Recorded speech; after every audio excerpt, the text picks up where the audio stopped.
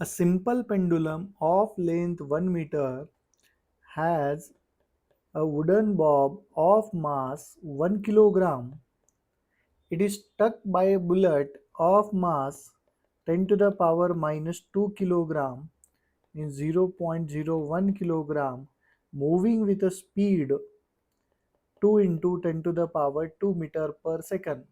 The bullet gets embedded into the bob. The height to which the bob rises before swinging back is. तो क्या दिया है, देखो यहाँ पर हमारे पास एक पेंडुलम है।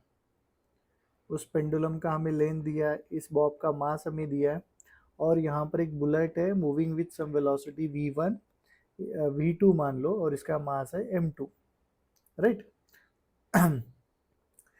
इनिशियली, फाइनली उसने क्या बोला है कि this bullet gets embedded into this mass, तो ये बॉब, तो इसका मास कितना होगा m1 plus m2। Now both the object will start moving with the same velocity, that let's say that velocity is v।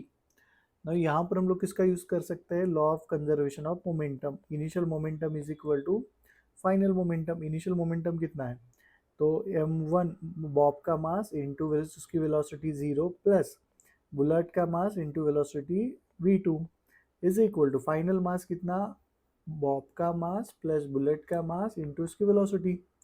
तो m2 कितना है यहाँ पर 0.01 इंटू v2 कितना है 200 is equal to m1 plus m2 कितना आएगा 1 प्लस 0.01 कितना 1.01 इंटू v। तो 200 इंटू 0.01 इज 2, तो v is equal to 2 by 1.01, मतलब 200 बाई 101 मीटर पर सेकंड आ जाएगा कंबाइन वेलोसिटी। अभी उसने क्या पूछा है कि कितने हाइट तक ये राइज होगा। तो जैसे अभी इसको हम लोग एक बॉडी कंसिडर करेंगे, तो ये जो है इसका मास है 1.01 किलोग्राम, इसके पास कितना वेलोसिटी है v, तो अभी ये क्या हो जाएगा, ऊपर चला जाएगा। ऊपर जा रहा है मतलब उसके पास कौन सा एनर्जी आ रहा है यहाँ पर, पोटेंशियल एनर्जी।